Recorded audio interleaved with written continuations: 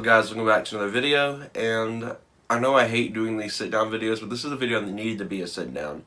And lately, I've been feeling a little bit discouraged, and it's not to do with the channel at all. The channel is, perfectly how I want it to be right now. At this point in time, and nothing really to say about the channel itself. What I'm more concerned about and discouraged about is the car builds, and not specifically anything but mine. The truck is basically in limbo right now, as a lot of you guys know. I don't have a lot of money to go and throw mods at it every 2 seconds. And I've ran into a bit of discouragement with it. And it's nothing to do with the aesthetic sides of things. It's more to do with the mechanical sides of things. So a lot of you guys know I've been planning on an engine project for well over a year. Basically that was to put a built motor in the truck and later on down the road boost it. But I'm having second thoughts. And what are the reasons for that? There's a lot of them. The first main thing I'm concerned about and discouraged about with it is the cost. And currently I have a very slim budget, and my budget literally would only cover the parts, and possibly labor. That's not including, we'd say the shop, they crack my motor open and find out my piston rings are fried, I need new piston rings, my pistons are damaged, need new pistons. Then I have to pay the labor cost to add pistons into the build. I mean, there's a lot of things that could go wrong with the engine build project, and I'm almost completely against it now. And it's, again, mostly the cost, but there is also the return factor. Is my investment going to be giving me the return that I want?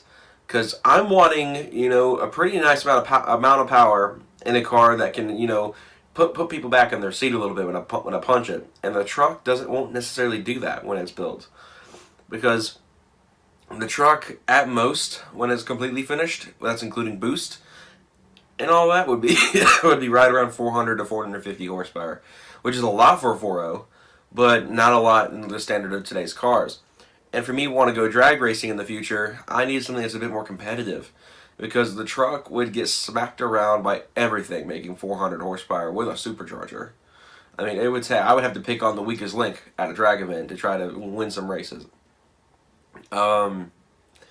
So honestly, I just don't know if the return is what I'm wanting, because while I'm not necessarily a fast driver, I don't street race, so you guys know I don't speed. I've never been pulled over. Knock on wood there. I also still want something I can have a blast with on the weekends and compete. Just because I'm not a bad driver, I'm not a bad driver, but not a fast driver on the roads, doesn't mean I can't go and compete on the weekends and go fast. And sure, a lot of people say you've never experienced going fast, so you won't know how to go fast. And I understand the argument there. To me, at this point, the truck build is kind of starting to lean towards an aesthetic project, like it was originally intended. The racy, build everything fast side of me got the best of me during the time period I wanted to really slap together this engine. But the more I think about it, the more I see a risk more than I see a reward. I see more risks than rewards, basically. What are the risks? So again, there is the possibility of not being able to afford everything. Getting in there, my piston rings are fried, I need new pistons, I need this, I need that, I need a new crankshaft, I need a new crank pulley, I need new gaskets.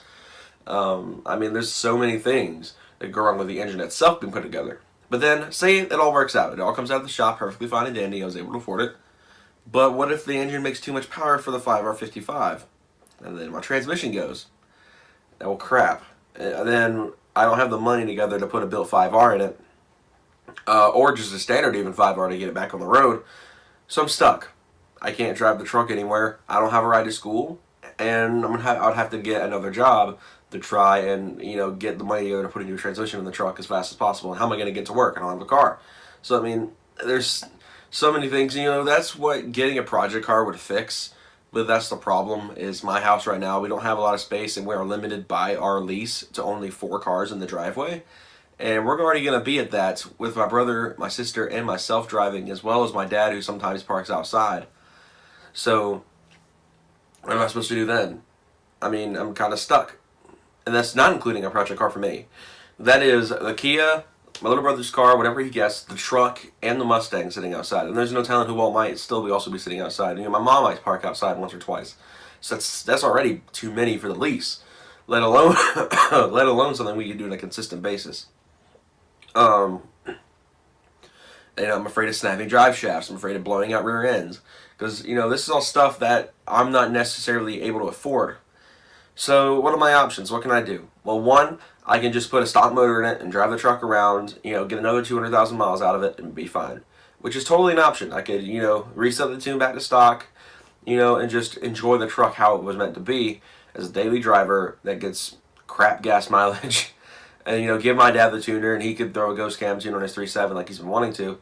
Or I could leave the truck how it is now, pocket the money, and just wait and see what kind of opportunities arise. Whether that means getting a project car or replacing the truck, I haven't figured it out yet.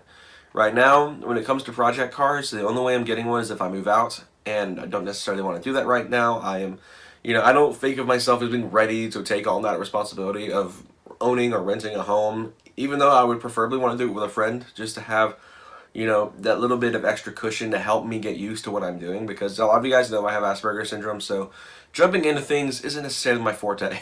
And that's why the idea of a project car, I've had it for years. I've been wanting to get something like an old JDM car and build it. I used to want to do drifting. Then I realized how much I probably suck at drifting because I'm too afraid to drift.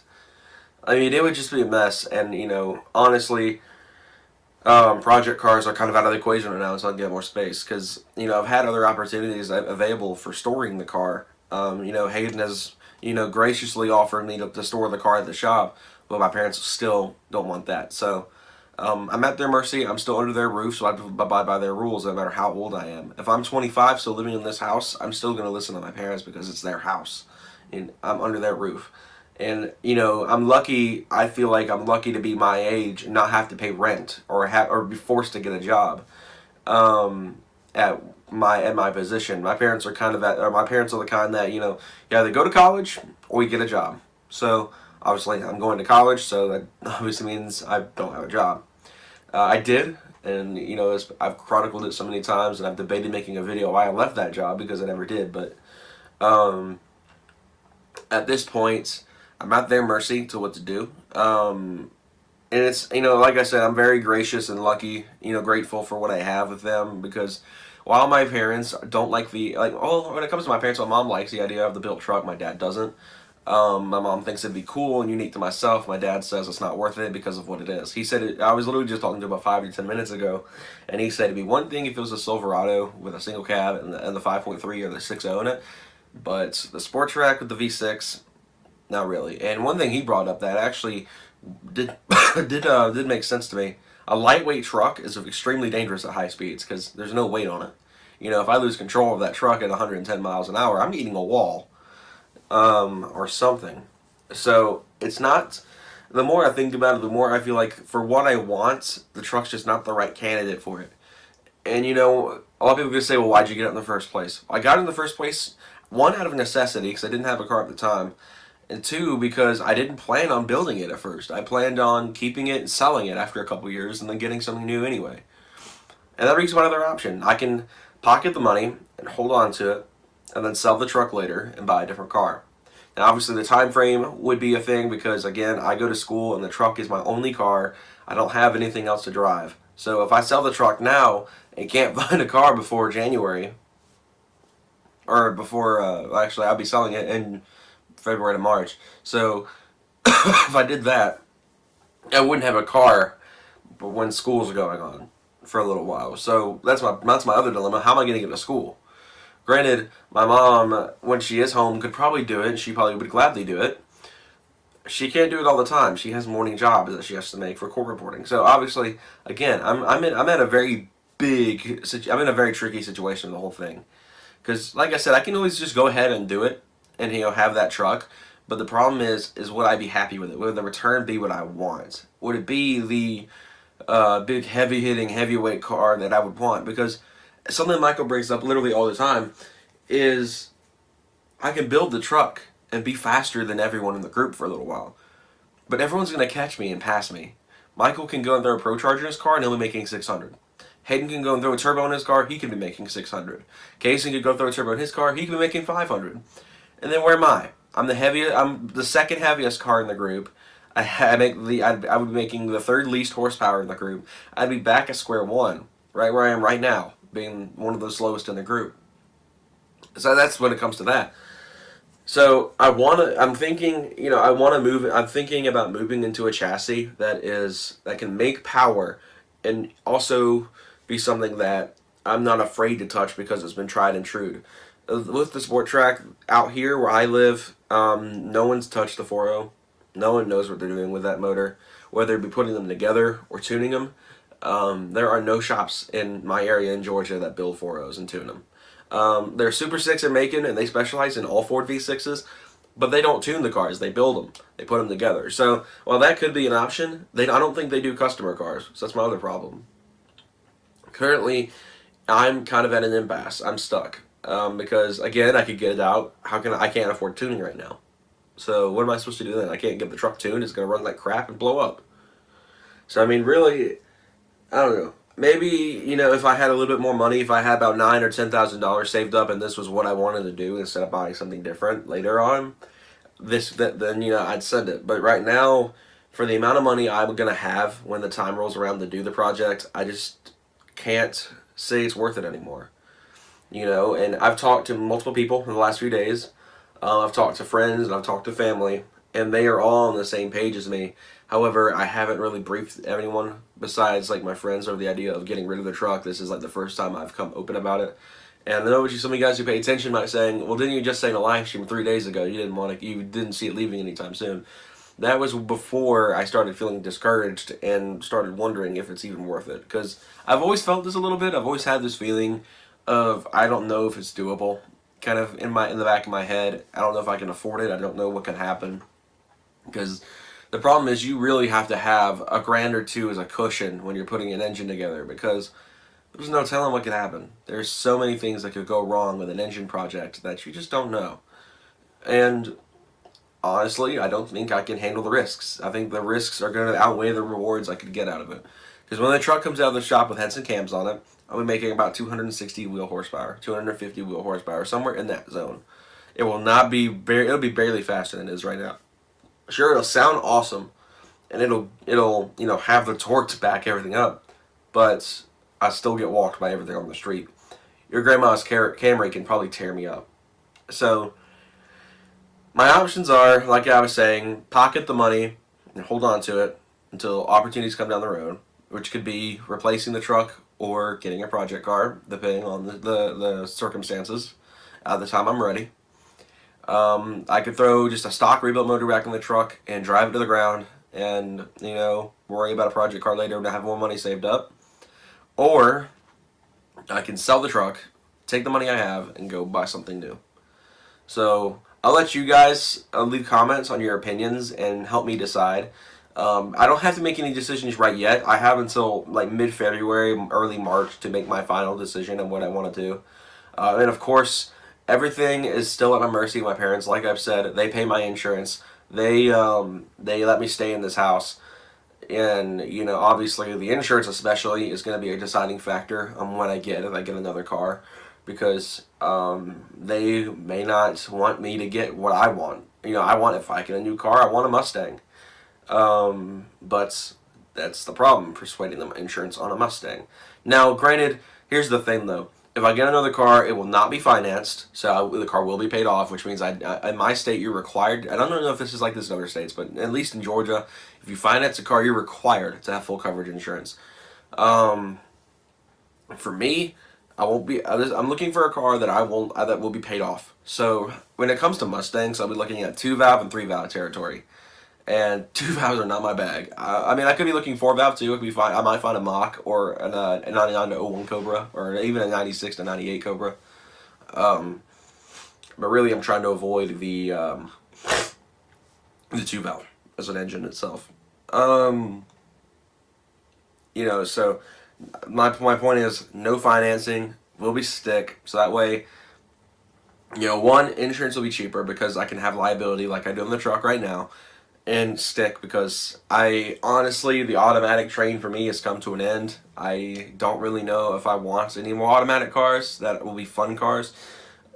Pretty much every single fun car I'm going to have from now on in my life is going to be stick. I've had so much fun driving stick, driving Hayden's car and driving Hayden's cars, I should say, because I've driven the Genesis and the S2K. And the Miata, of course, Jake's old Miata. So, honestly, I think stick shift is going to be the way for me to go from now on. I just don't have the same enjoyment with an automatic because I did the stick. So, basically what I'm going to be looking for if I do replace the truck will be 3 criteria. 1, has to be a car. I'm not buying any more trucks, at least for now. Down the road, obviously, I'm going to need a truck for a daily. They're the best dailies you can have is a truck. I'll definitely have one or an SUV as a tow rig at some point, whether it be like an excursion or a navigator. Has to be stick because, like I said, the automatic train for me is over. I don't think I can rock another auto. One, because I'm not finding any enjoyment out of it, and 2, because I'm sick of getting made fun of for having an auto. So 2, has to be stick, and 3, needs to be literally the polar opposite of the truck. And by that I mean no V6s. Well, I mean, there are tons of good cars with V6s. I could get a Z for the money I would have. I could almost buy a Genesis, which is what I would buy, personally. If that was like my first option, I'd have a Genesis right now. But when it comes to just American cars, I'm going to stay away from the V6s, no matter what they are. Even if it's a 3.7 Mustang. I already have a 3.7 Mustang to work on. I don't want to work on another one. So, if it's going to be American, it needs to be a Turbo 4 or V8. So, American-wise, that leaves me with stuff in my price range.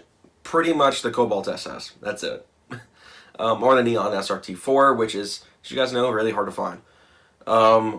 V8 options, like I said, I've got a lot of options. I can go C4 Corvette, which would be slow and isn't necessarily the best looking car, but it's still a Corvette.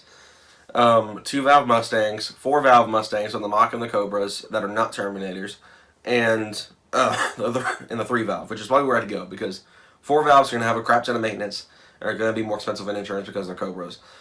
The 2-valve is too slow for me. I want something that actually can make power. Sorry, 2-valve guys. The 3-valve is like right in the middle between the two, obviously, because it's got 3 valves instead of 2 or 4. And it is the most modifiable Mustang on the market. So that's kind of where I'm at. Japanese stuff, I'm really looking for 2Js, straight 6s, Turbo 4s again, stuff like that. Obviously, when the time comes, the market might be different, and I could be able to find some stuff that I really like. And like I said, insurance is going to play a huge part, because I've already been shot down on getting a Mustang several times. And there's no telling whether in this situation we could do it. So, yeah, that's kind of where I'm at. I'm discouraged with the truck. There's no telling what's going to happen with it. Obviously I'm going to need some encouragement if anyone wants to see this continue, because at this point I'm pretty much dead set on not doing it, because I just don't think the rewards will outweigh the risks that I'm going to have to take to build it. So, with all that said, hope you guys enjoyed. I know this was a lot of information to take in, and probably a pretty controversial video, but I wanted to get what I feel like across so you guys can understand my situation right now and understand how I'm feeling. And I know a lot of you guys actually felt this way when you first subscribed to this channel. Like, who would build a sport track? What's wrong with you? You're not going to get the power you want out of it. Because, I want 500 horsepower. I want at least 5. And again, I don't drive fast on the streets, but I want something that can be fun still. Go to car meets, well, what do you drive, man? I drive the 500 horsepower insert car here. It's more of a bragging title for me, I guess, because I've always lived with a chip on my shoulder due to all the conditions I've had, whether it be medical, physical, or just environmental conditions I've had. So I've kind of had this chip on my shoulder for years, and I want to finally prove that I can be cool. Instead of hearing, oh, it's that kid with the sport track, oh, it's that kid with that really fast car. So with all that said, hope you guys enjoyed, and I'll catch you guys later.